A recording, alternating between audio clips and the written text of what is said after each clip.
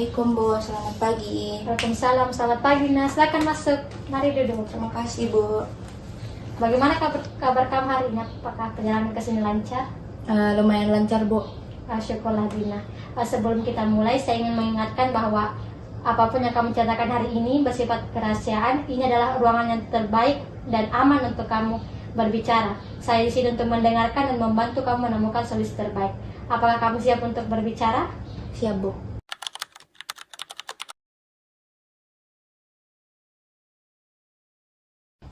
Jadi apa yang bisa ibu bantu hari ini?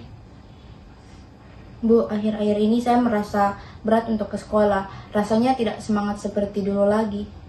Jadi kamu merasa berat untuk ke sekolah dan rasanya sudah berbeda. Iya Bu, padahal dulu saya senang sekali, tapi sekarang rasanya berbeda. Sejak kapan kamu merasakan hal ini? Mungkin sudah 2 minggu yang lalu. 2 minggu yang lalu, apa yang terjadi? Ada Bu, saya bertengkar dengan sahabat saya, Risa. Kami berteman sejak SMP, tapi sekarang kami sudah tidak bicara lagi. Jadi kamu bertengkar dengan sahabat baik kamu, Risa, dan kalian tidak bicara lagi. Hal itu yang membuat kamu merasa berat datang ke sekolah. Iya Bu, rasanya sedih sekali. Setiap saya melihat dia dalam kelas, rasanya jadi canggung. Jadi saya tidak fokus untuk belajar.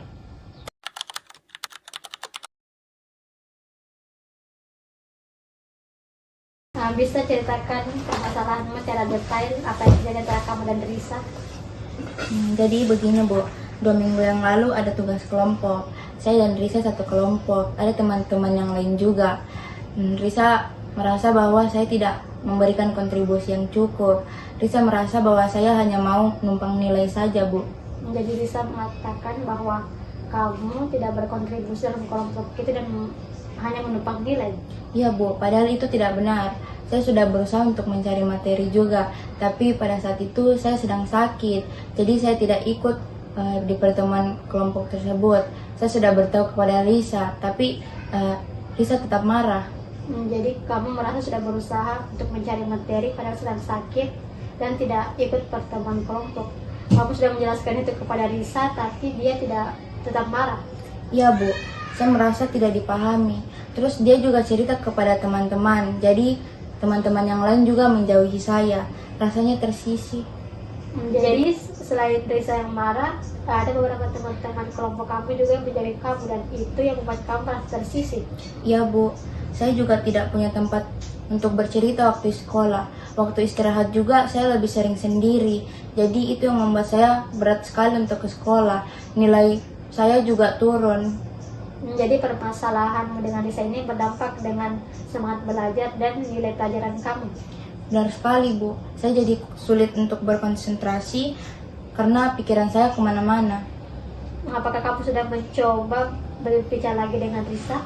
Belum Bu, saya takut Risa makin marah. Lagi pula Risa juga menjauhi saya. Jadi kamu ingin berbicara dengan Risa tapi kamu takut marah dan Risa juga menjauhi kamu. Iya Bu, saya sangat bingung.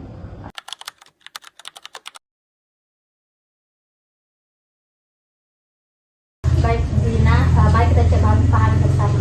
Dari penjelasanmu tadi sepertinya ada 2 poin permasalahan. Yang pertama, konflik dengan Risa yang membuat hubungan pertemanan kalian renggang, dan dampak dari konflik itu yang mempengaruhi semangat belajarmu dan nilai pelajaranmu, betul? Betul. Kalau kamu lihat sendiri, apa hal utama yang kamu selesaikan terlebih dahulu? Mungkin permasalahan dengan Risa Bu, karena kalau permasalahan dengan Risa ini tidak selesai, saya akan terus merasa tidak nyaman berada di sekolah. Jadi kamu merasa memperbaiki hubunganmu dengan Risa itu hal yang utama? Ya Bu, saya ingin berbicara lagi dengan Risa, setidaknya tidak canggung seperti saat ini. Bagus, sekarang coba kamu refleksikan, seperti tahu ada yang ada dalam dirimu yang mungkin berkontribusi pada masalah ini.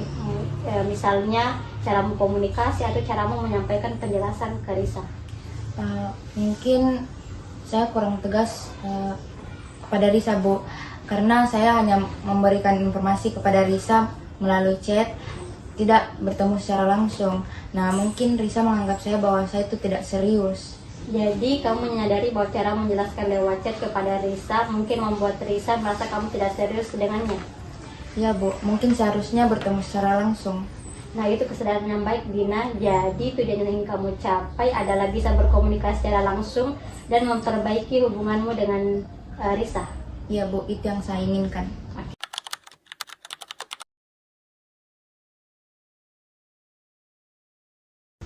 Baik Dina, sekarang mari kita pikirkan cara-cara apa saja yang bisa kamu lakukan untuk mencapai tujuan itu.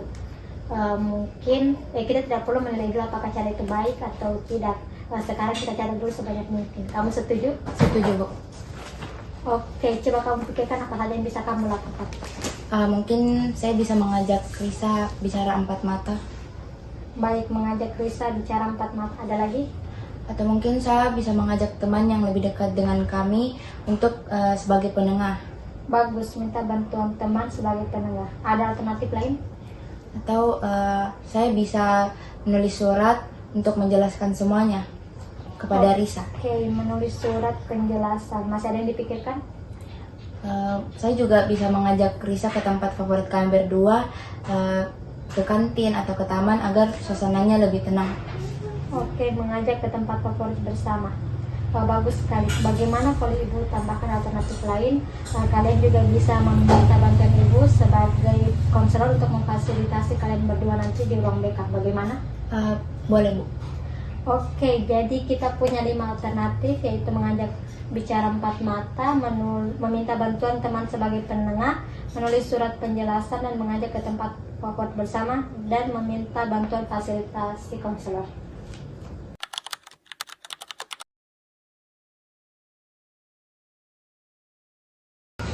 Sekarang mari kita evaluasi satu-satu alternatif yang berdasarkan nilai-nilai yang kamu punya. Ya Bu. Sepertinya mengajak ke tempat favorit dan meminta fasilitasi konselor memenuhi semua nilai yang penting bagi kamu.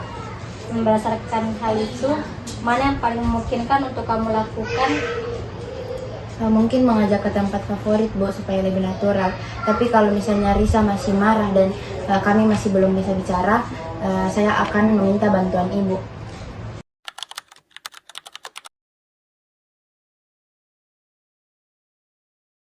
Jadi keputusan yang kamu ambil adalah mengajak Risa ke tempat favorit kalian sebagai langkah pertama, dan jika belum berhasil, kamu akan meminta fasilitasi kepada ibu, betul?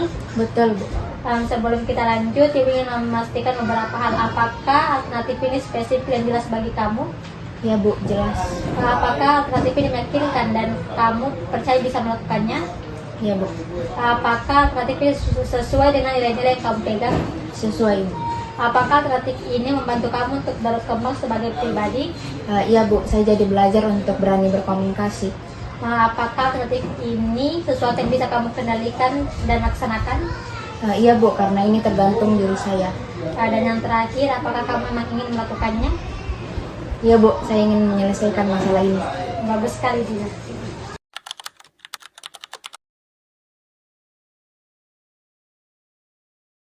Sekarang kita masuk ke bagian yang paling penting, yaitu membuat rencana tindakan yang konkret. Apa tujuan spesifik yang ingin kamu capai dari percakapanmu dengan Risa nanti? Mungkin saya hanya ingin Risa memahami situasi saya saat itu Bu. Terus saya juga akan meminta maaf karena hanya menjelaskannya lewat chat saja. Jadi kamu ingin Risa memahami situasimu dan akan meminta maaf atas caramu komunikasi, betul? Betul Bu. Lalu langkah apa yang akan kamu ambil pertama kali? Mungkin saya akan mencari waktu yang tepat untuk Risa, contohnya pada saat jam istirahat besok. Bagus. Bagaimana cara kamu mengajaknya dan apa yang akan kamu katakan? Mungkin saya akan mendekati dan bilang, Risa, ayo ngobrol, ada yang ingin saya katakan kepada kamu, ke kantin yuk, seperti dulu. Begitu Bu. Bagus, kamu sudah memikirkan kata-katanya. Lalu apa yang akan kamu katakan saat sudah di kantin nanti? Mungkin saya akan meminta maaf karena hanya menjelaskannya lewat chat saja. Terus saya juga akan menjelaskan bahwa waktu itu saya benar-benar sakit, dan saya juga sudah berusaha mencari materi, tetapi saya memang tidak ikut di pertemuan kelompok. Bagus sekali, Dina. Itu adalah rencana-rencana yang bisa kamu gunakan besok. Apakah ada yang kamu perlukan lagi untuk mencapai rencana itu? Mungkin sudah tidak Bu, karena rencana saya sudah jelas.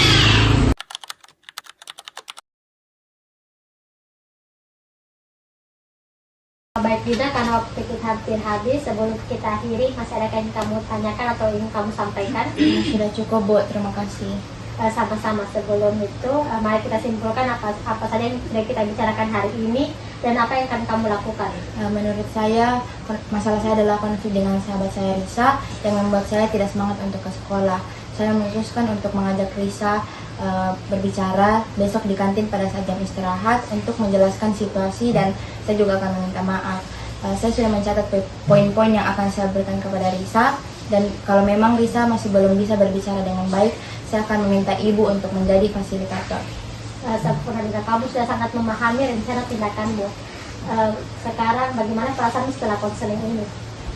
Saya rasa sangat lega Bu.